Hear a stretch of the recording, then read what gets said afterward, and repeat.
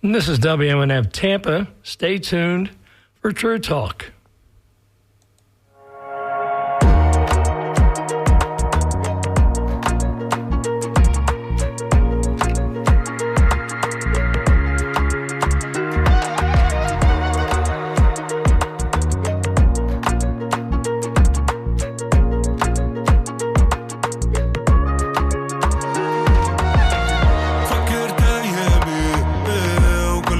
حسرة مخيب هالدنيا ومحلاها الدنيا بلا غسرة فكرت أيامي وقلت يا حسرة مخيب هالدنيا ومحلاها الدنيا بلا غسرة فحكيت لأمي ما ونسب القيمة وعشرة قديمة وقلت يا حسرة رضيت والدينا وينك يا حنينة تفرقنا مشينا وقلت يا حسرة ما أحلانا ذراري الدنيا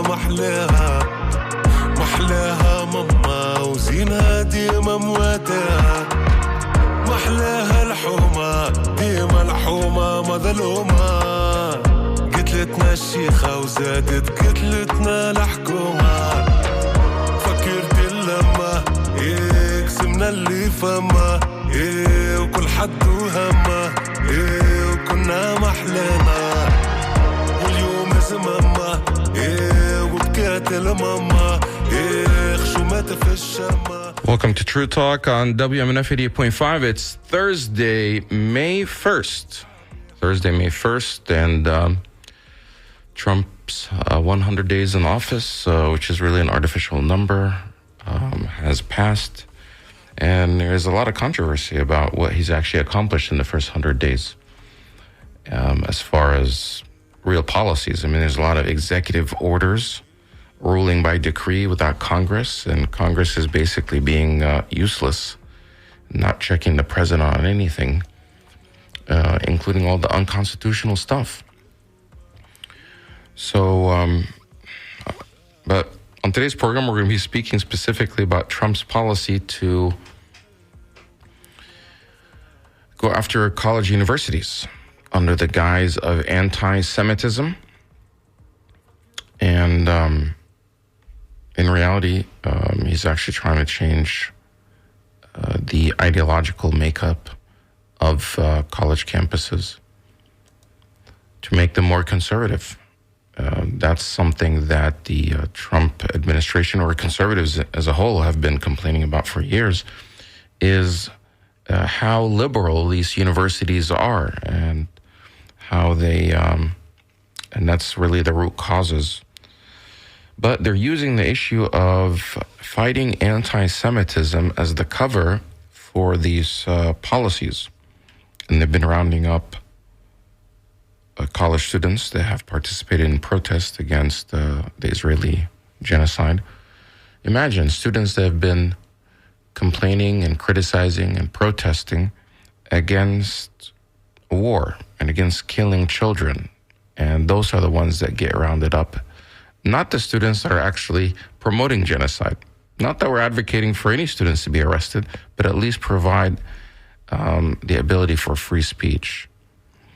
Joining me is my co-host, Samar Jarrah, and my name is Ahmed Bedier, and that's what we're going to talk about today. We'll have a professor that's an expert on this topic from the University of California in Berkeley to discuss Trump's war on college universities and his efforts to silence any criticism of Israel. Samar, hello.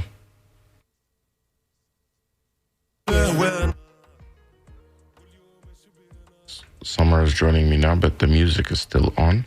Here we go. Samar, yeah. Assalamu alaikum, ya Ahmed. How are you? Alaikum salam. How are you? I am good, alhamdulillah. I know that our media are covering the fires going on in occupied Palestine. However, the killing machine on Gaza is still going on. I just wanted people to know that it has not stopped. And I think Dr. Hatem Bazian just joined us, Ahmed. So if you don't mind, I would like to introduce him because Dr. Hatem is a leading authority on Islamophobia and Islamophobia studies. And he has at least 5 books published. And he also participated in several UN special reports on freedom of religion and freedom of belief. He is a co-founder of Zaytuna College, which I think is the first accredited Muslim liberal arts college in the US. And he lectures at Berkeley and I think St. Mary's College of California, or at least he did. He's very well published and a very, very interesting scholar when it comes to decolonization. Good to have you on the show, Dr. Hatem. Well, thank you for having me. Good morning. Good morning, Dr. Hatem. Just before you joined, my co-host was talking about what is going on in U.S. campuses. And maybe what we could start with is talk maybe separately about Palestinian activism, Arab Muslim activism.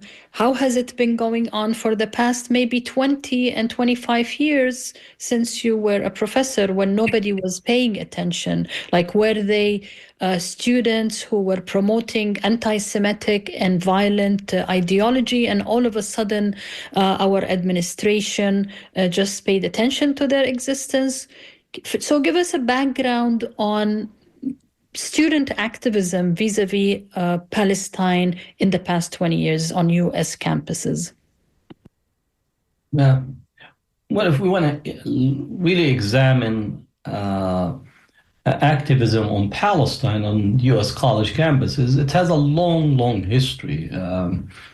Even if we think in the 1960s, there were presence of Palestine on campuses. It linked up to the anti-Vietnam War protest, even the Black Power movement. Malcolm X actually visited Gaza himself.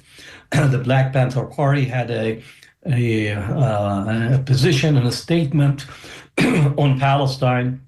And then you get into the period of the anti-apartheid movement, Central American Solidarity movement, mobilization for jobs, rights, and economy. That Palestine was there. It might not have been central, but it was part of the mix. And I think the critical juncture with the end of apartheid South Africa, Palestine came into the center because it was one of the most important solidarity movement, both Palestinian solidarity with South Africa, and also the release of Nelson Mandela.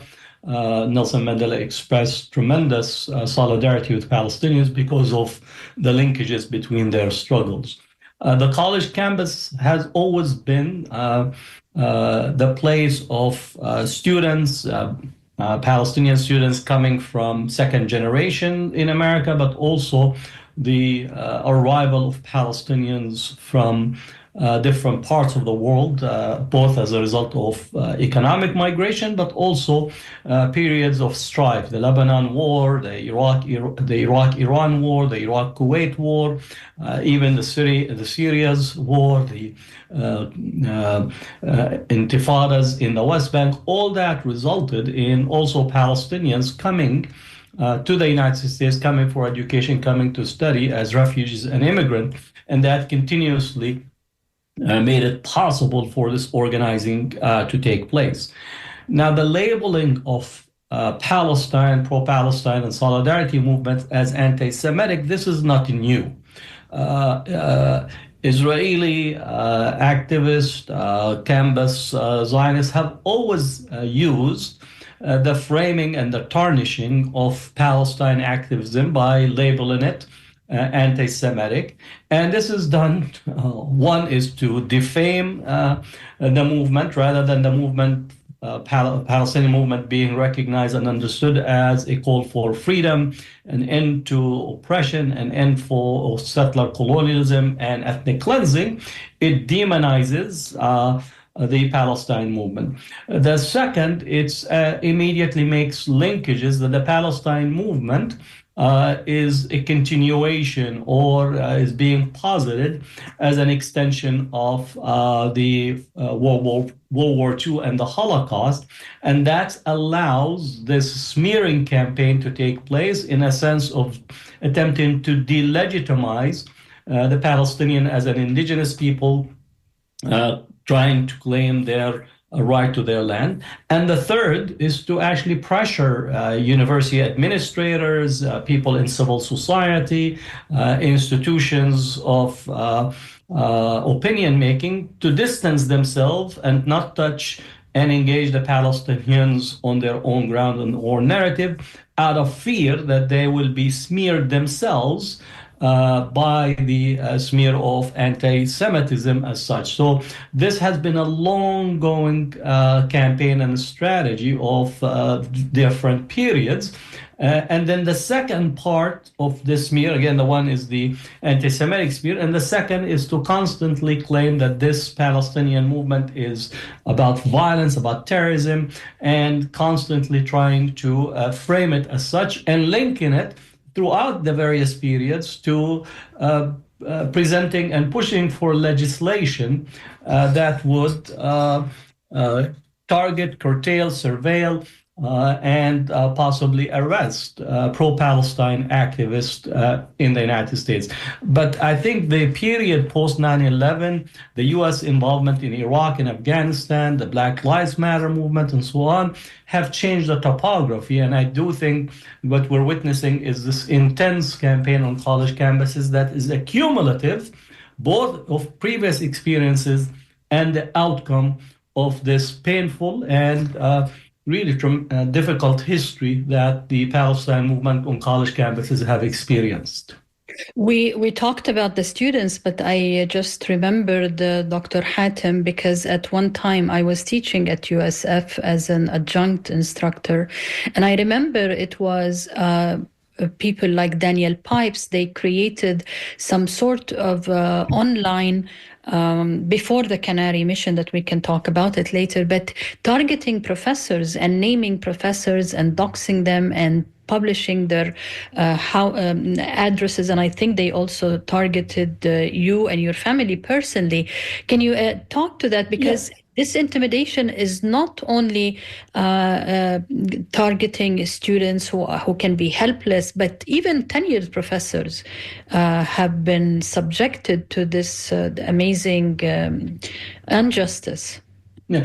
If you actually examine any person's background that had to deal with the Palestine issue, being Palestinian or in solidarity with Palestinians, they have been defamed, targeted, Zionist listed. I don't like the term blacklisted because it has a racist connotation, but Zionist listing, going back to the ADL, having its targeted listing of individuals. We're very familiar with the ADL spying case and targeting individual that came out in the Bay Area in 1992, which showed that the ADL had collected informations about individuals having dossier, and these dossier was specifically to target individuals on the question of Palestine. We know in terms of the case of Sam al-Aryan, the LA8 case, and the various methods and approaches. Daniel Pipes have always been a person that is engaged in racism, demonization, Islamophobia. David Horowitz have a similar type of list, including publishing a book about the professors, where he listed the professors, 2/3 of those were listed, having been listed around the question and the issues of Palestine. And Canary Mission is another development of a long history of this systematic, almost intelligence operations, gathering information and then putting it out as a way to push people out of reaching and engaging in impact of the mainstream. As a result of this recent protest movement, actually going back even to 2021 when the assault on Al-Aqsa Mosque and this whole campaign, there was an increase and sharpness to the targeting, including the highlighting of the activists in Canary Mission, professors on college campuses that are sympathetic to Israel, beginning to target and harass, intimidate, and even point to their students. That leads to the current period 2023 to now, where professors who said don't hire my students and calling them with all kinds of names to tarnish their standing, also demonizing various aspects of Palestinian culture, that the ADL itself basically begin to compare the Palestinian headscarf, the kufi, being as akin to a Nazi symbol, very despicable type of framing from Jonathan Greenblatt at the ADL, making people take off their headscarf, denying them access to events in public events, sporting events, and so on. So this attempt to try to target Palestinian professors, students, and activists is a way to try to exclude them from having an impact in the public space and to continue to preserve Israel and Zionist uncontested domination of U.S. Political, social, cultural framing. But I do think that we are seeing a massive shift nationally. Exactly. And this is what I want to ask you is, in spite of the amazing amounts of billions of dollars that Israel spends here in the U.S. and AIPAC spends here in the U.S. On mainstream media, colleges, propaganda, demonizing the Palestinians and the Palestinian cause, October 7 happens, and the students, in spite of all this propaganda and lack of media coverage and the biases in media coverage, actually, the students were able to see through and realize that there is a genocide going on in Gaza, and they started really demonstrating, occupying halls. How do you explain that? How were the young people, which includes a lot of young Jewish Americans, and maybe this is what was intimidating and shocking the Zionists in America, how could all these young people escape this propaganda and be able to see the truth and really take matters into their hands? And we see, of course, maybe it started with Colombia, and we know what happened next. Yeah. Well, I think that the Israeli propaganda, the work of AIPAC, the work of ADL, American Jewish Committee, and so on, Zionist Organization for America, functions to a certain level. Once the landscape is, in essence, neutral, and the political elite and the circumstances are manageable or could be dealt with in a normative way. But I do think the events over the past 20 plus years, beginning with the US invasion of Afghanistan and Iraq, it changed the topography considerably. We need to remind people that, in particular, the US invasion of Iraq was edged on, encouraged, you could say lobbied for by Netanyahu himself, who showed up in Congress and testified about the threat posed by Saddam Hussein, weapons of mass destruction, and so on. So that was one, for me, is the beginning of the breakdown of Israel's centrality in relations to its propaganda and its functionality.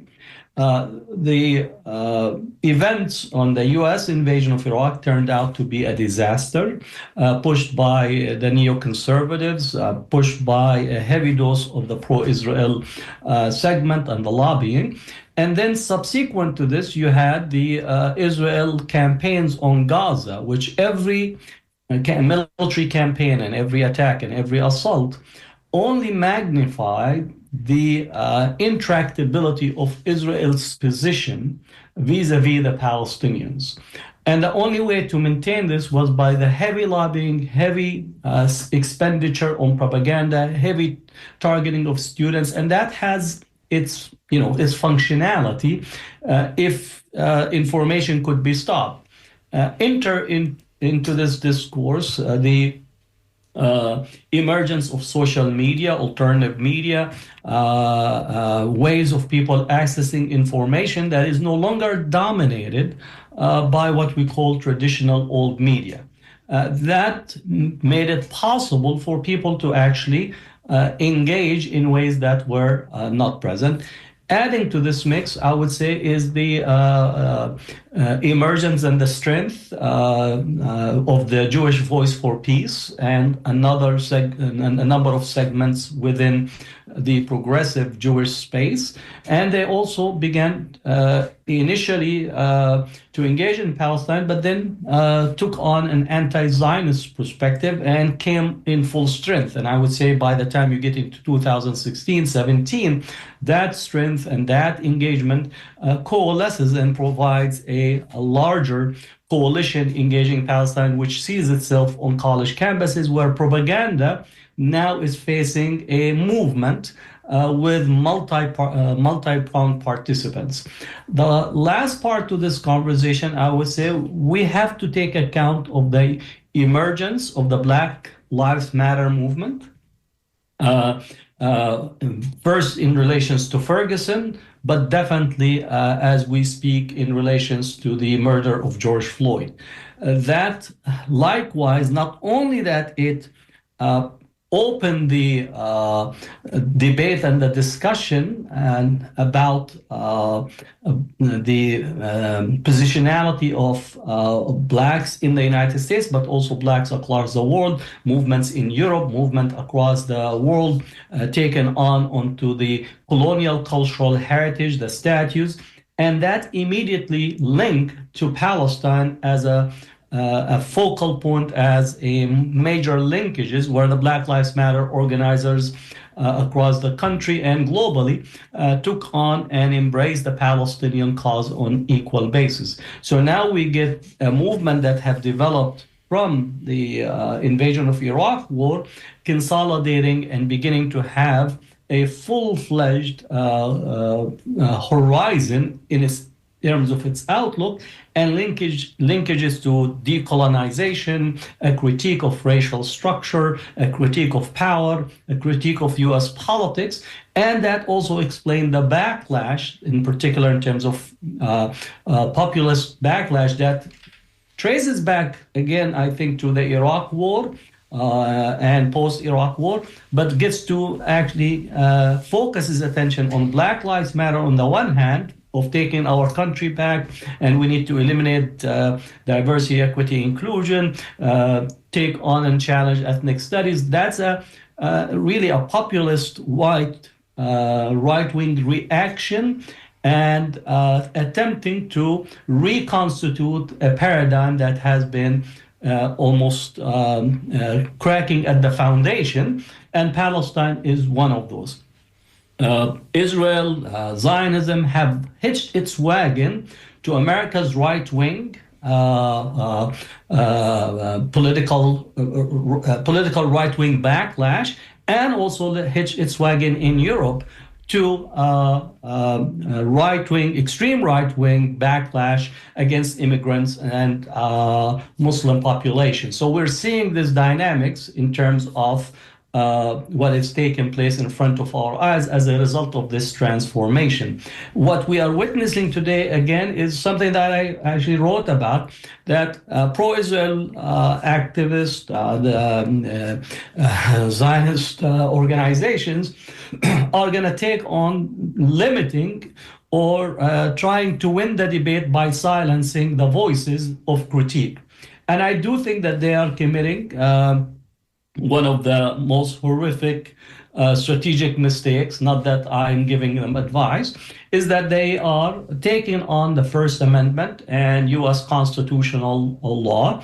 And the assault on the university's administration structure has brought in people from across the spectrum on campuses, understanding that the defense of Israel, in the way that is being articulated by ADL and others, require a complete dismantling of free speech, dismantling of academic freedom, dismantling of the foundation of the American university as an institution.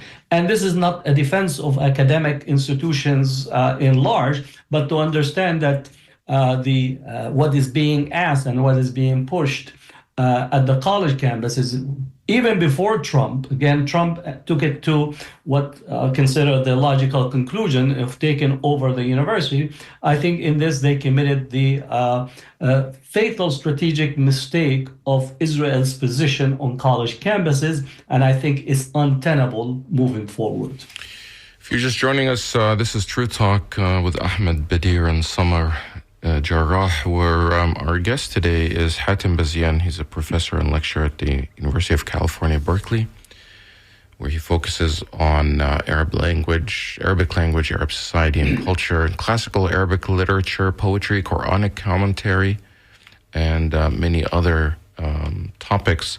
We're specifically interested in knowing this Trump's war on universities, which is disguised in fighting anti-Semitism.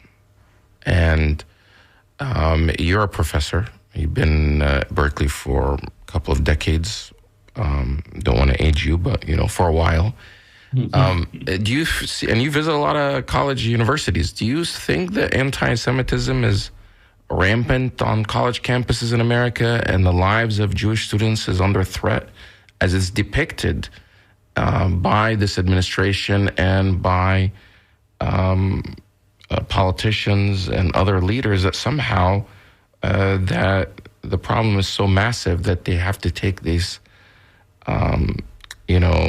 unorthodox measures and extreme measures to fight back, to save the Jewish people from a potential, another Holocaust or genocide? Is it like that at all? Because it doesn't seem like the rhetoric is matching up with the reality on the ground.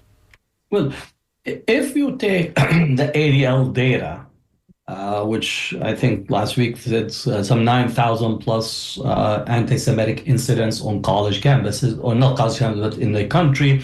But if we dig deep on the data, we find that close to 40%, give or take, of the incidents that the ADL reports are actually labeling and framing Palestine protests as anti-Semitism.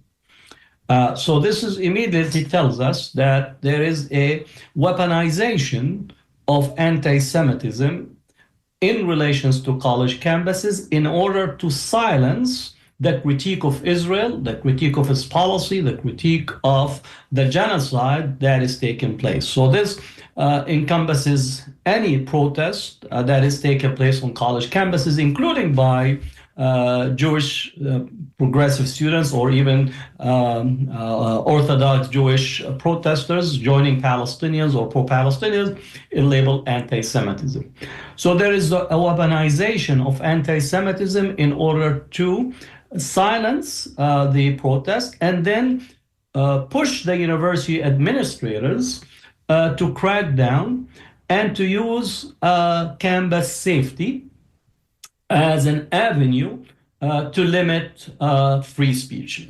So there's different parts of the university, what you call student conduct and student code and so on. So you have what you call time, place, and manner.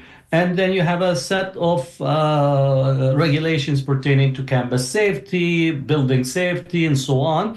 So if we think about the urging of the university to crack down, so they use the area of campus safety, not feeling safe, also using mental health impact as a way to say we are not saying that free speech is to be limited, but the free speech of Palestine is injurious to Zionist students who have Israel as the central part of their identity. So that is the dynamic that is being played relative to this.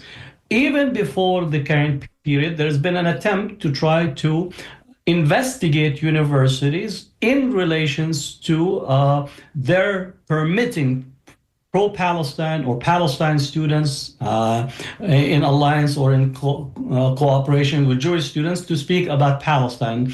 Investigations carried out during Democratic administrations and during Republicans, more so during the Trump first term, and now is being weaponized more.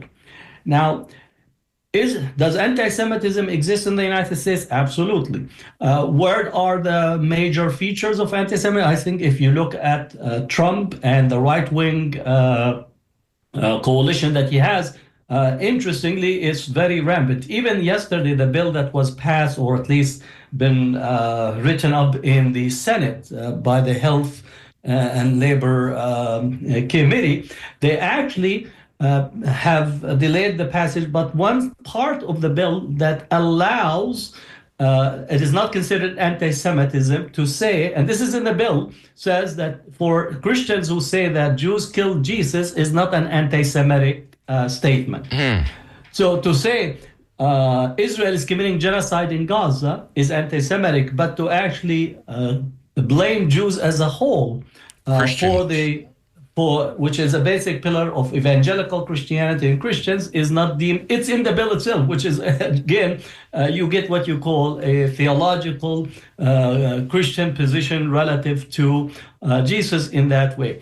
So what you have is a smokescreen of using the Palestine protest to regulate the campus in relations to Israel, while almost giving a free hand to real substantiated anti-Semitism, including Trump and much of the Republicans who blame George Soros for all the ills that are taking place in society. George Soros is a philanthropist of Jewish background, but he's blamed for everything and every ill. He's blamed for immigration, blamed for supporting cities that give sanctuary to immigrants, all that. And so that DEI. really, that's deep anti-Semitism that are actually promoted in large and writ large, but there is no critique of it.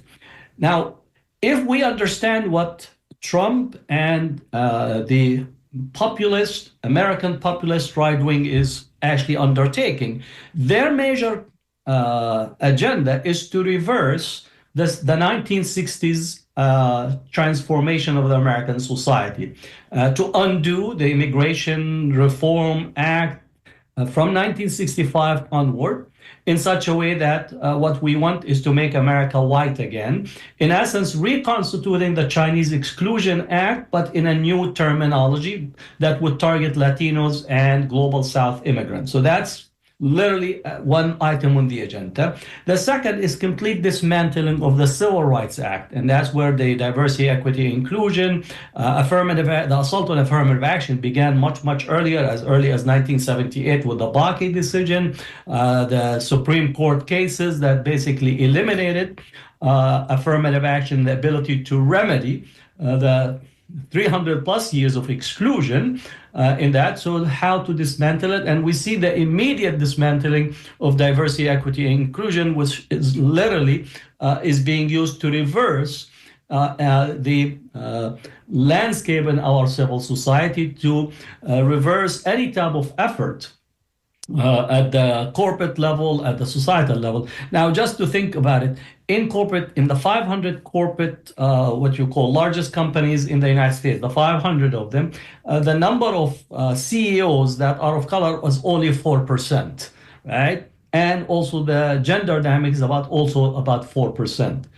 So literally 96% of your CEOs that are holding in the top 500 companies are still predominantly, if not exclusively, white. But that's, again, 4% is too much to handle. So the reversal, the attempt to dismantle the society. And that's why to make America great again is to make America white, in particular white America in relations to pre-1964-65. And the last is the Voting Rights Act, which we see is dismantling in front of us by a variety of initiatives, whether making it difficult on blacks and community of colors to register to vote, in some cases closing DMV offices that cater or provide access to black communities or people of color communities, closing DMV offices or places of registration on Saturday, so people have to take day off in order to go and register, challenging the veracity of their registration card by saying that they are cheating, and that's where you get the ID card that is demanded in there as a way to limit.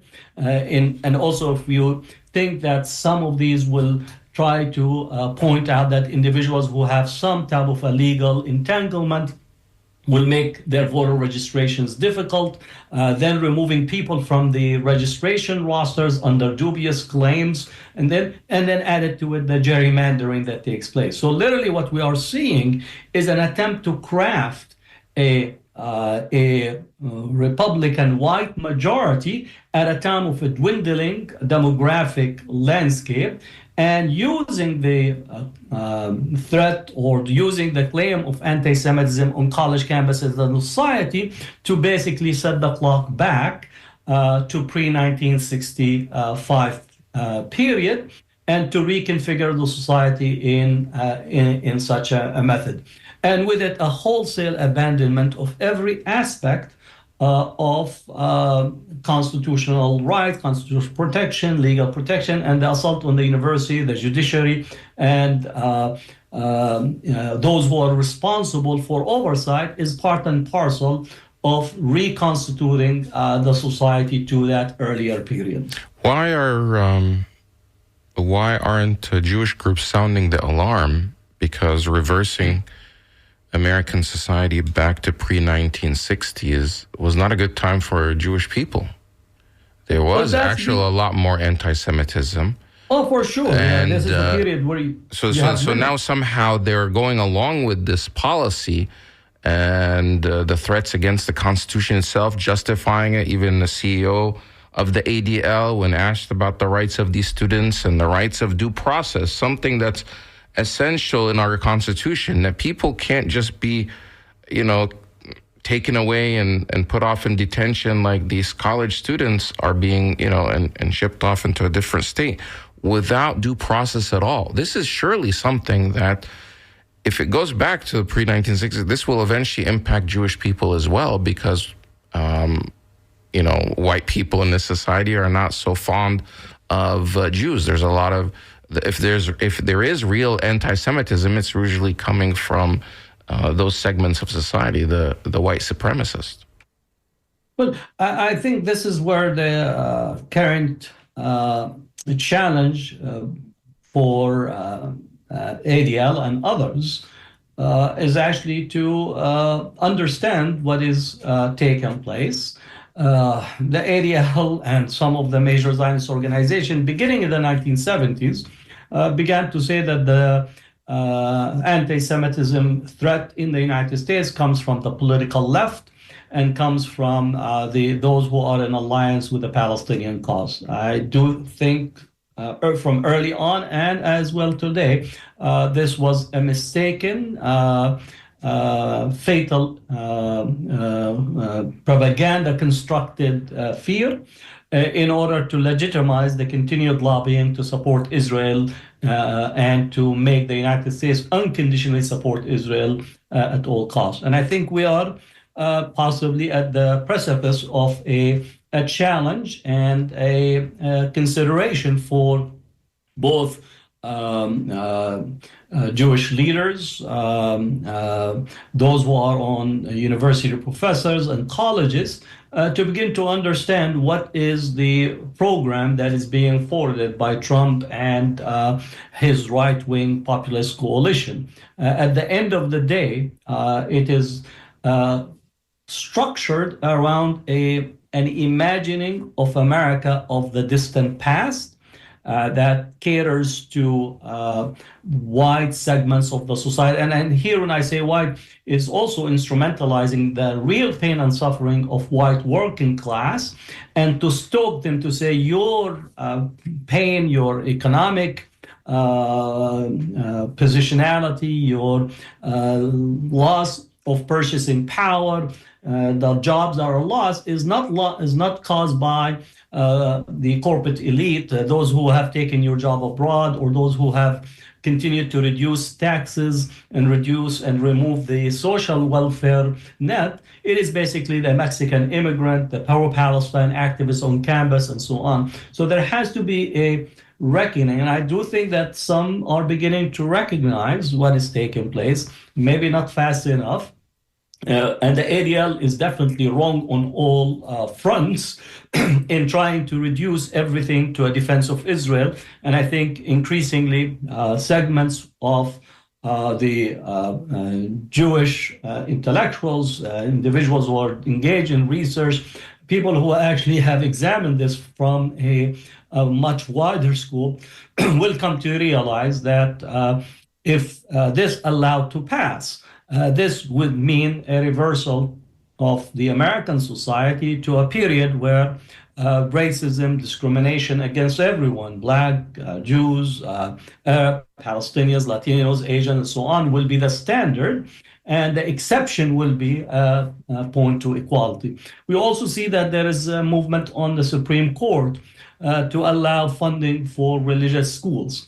So there's been a considerable work to try to assert the separation of church and state, because at the end of the day, when the emergence of church and state funding from federal or state level, often the disproportionately financially goes to support institutions that reflects the dominant discourses in the society, which will be highly evangelical, highly racist, highly exclusive, and the impact would be upon the minorities. And I know some in the Muslim or Arab community that might think that there is a benefit from accessing funds from the federal government if this barrier between state and church is broken, because they might get some benefits to one school or another in here. But I think they are mistaken if they think that this actually, at the end of the day, would benefit a minority religious groups by asserting the access to federal funds or state funds as a result of a Supreme Court ruling. So I do think what we need is to have a clear analysis and to understand that anti-Semitism is being weaponized specifically for ulterior motives and projects that are disconnected to defending the Jewish person as a Jewish person or Jews as a communities, or also defending the various minorities in this country. So I think what we need is to mount a broader defense and to understand that this is what we are facing collectively. Let me just introduce you again. Dr. Hatem Bazian is an authority on Islamophobia and colonization and decolonization studies, and he's the author of many books. And Professor, we have something like 10 minutes, and we really want to cover a few more issues if possible. One of them is the Trump administration is trying to use federal funding and withholding federal funding to pass all the policies that you just talked about. Very quickly, two things I'm interested in you commenting on. If you think what Harvard is doing, I think the most wealthy university on the face of earth, trying to fight this administration, if they're going to be successful, the meaning of it, if it fails or if it doesn't fail. Also, this idea of arresting the students, Mahmoud Khalil, Mahdawi was just released. There are a number of students that have been arrested. This is very alarming. This is making other students outside the U.S. who have plans to study here. And you know how important it is because they generate amazing wealth to these universities. The arresting of students, and if Harvard is going to be successful, and if not, what is the meaning of that?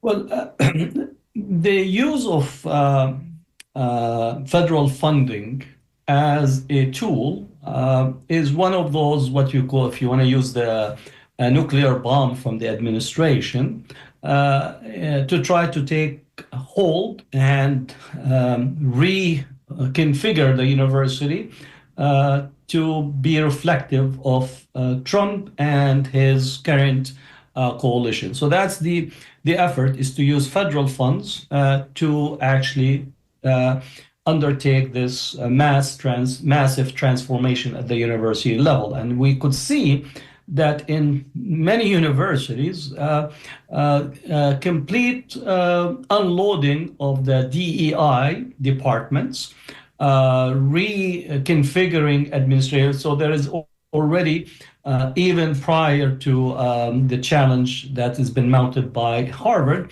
to play along with Trump. Columbia basically surrendered its university to the Trump administration, MIT and others. The fact that Harvard decided to challenge, because the letter that came out from the administration is just horrific in terms of what is being demanded, including control of departments, controls of hiring, point of view neutral education, and so on. So Harvard, literally by necessity, needed to take a stand on what the administration was calling for.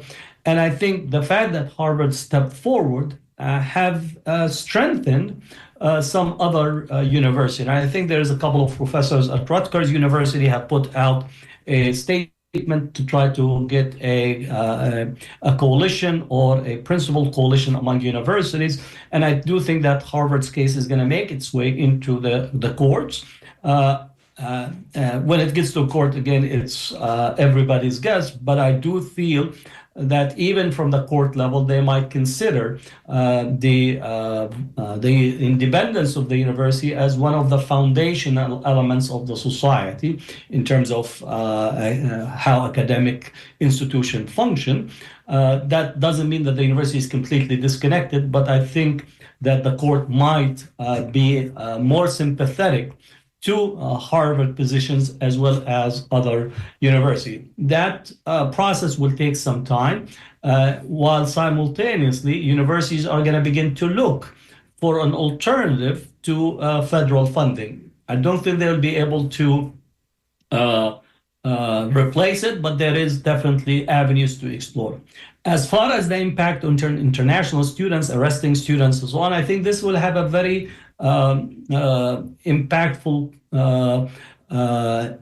consequence on universities. Already international students are looking for other options. There are other countries are recruiting. The UK is heavily recruiting, Canada, Australia, New Zealand, Europe in general. Massachusetts itself has about 80,000 foreign students studying in Massachusetts. It's the fourth largest institution. So we're talking about Harvard, Boston University, and other colleges in there. They actually are tremendously impacted by the large number of students. Not only that you have actually financial impact, but actually some of these are some of the top students across the world are coming in here. The U.S. College system is still one of the best in the world.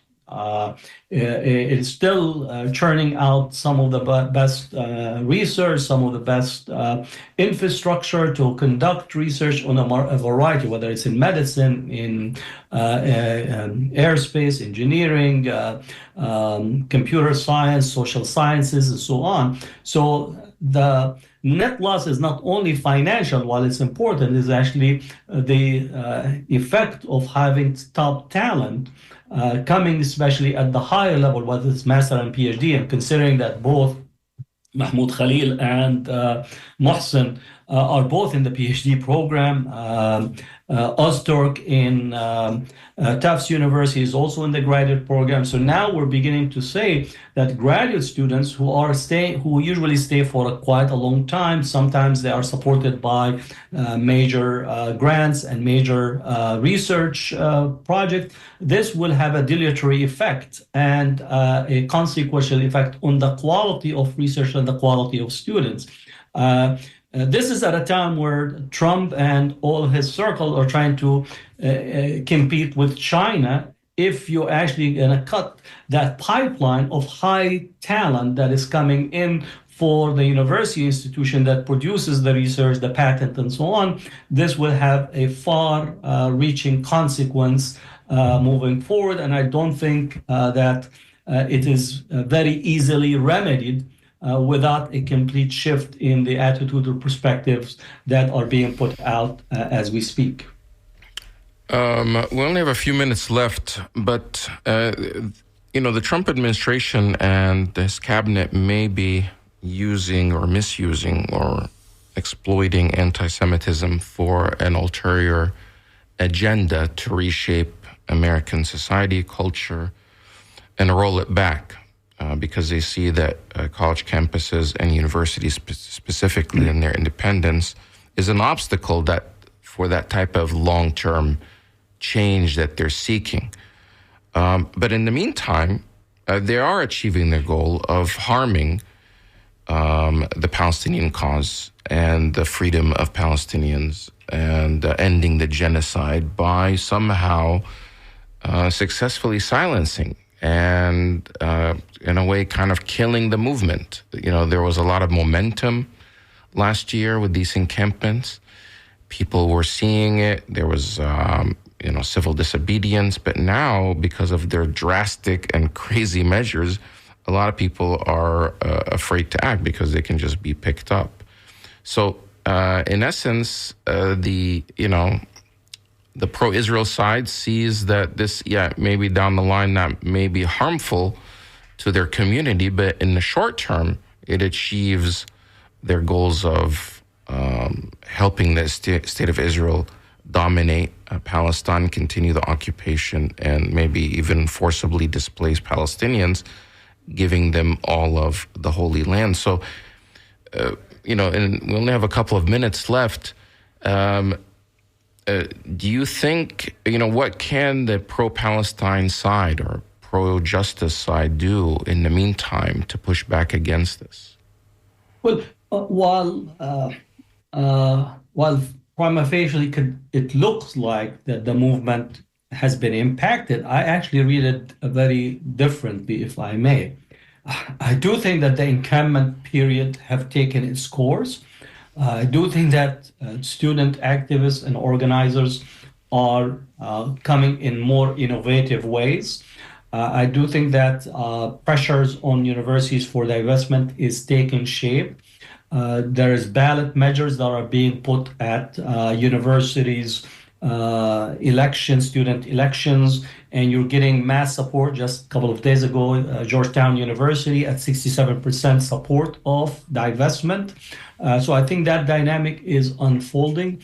There is movement even among faculty, staff, and students that were not out in protesting for pro-Palestine, now as a result of the attack on the university, are defending the university and saying that Palestine has to be part of the conversation.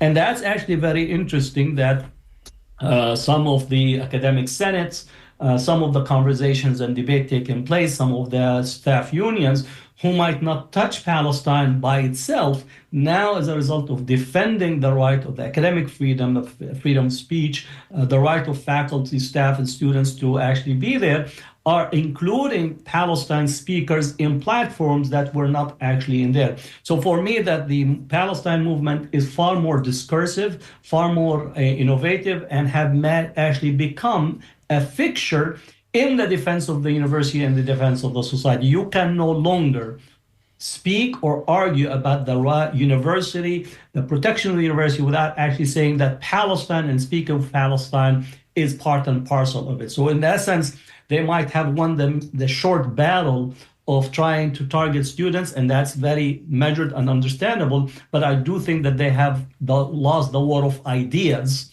on college campuses, because now the defense of academic freedom and free speech is tied directly to the Palestine issue on college campuses, and that is irreversible.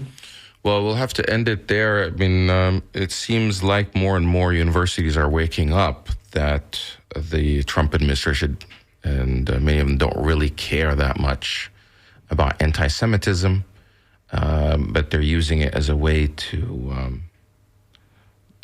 shift the ideological makeup. It's a wedge issue. They're trying to use it as a wedge issue. It's becoming a wedge issue, but it's more and more people are waking up to it. Unfortunately, a lot of the influential people still haven't caught on and are defending them. But we're out of time now. Thank you for joining us, Dr. Hatem Bazian. It's always a pleasure to have you on True Talk, and hope to have you back on again in the future. Folks, that wraps up our show today. The Scoop is next with today's news, and then more great programming here at WMNF. Have a great weekend. This is WMNF.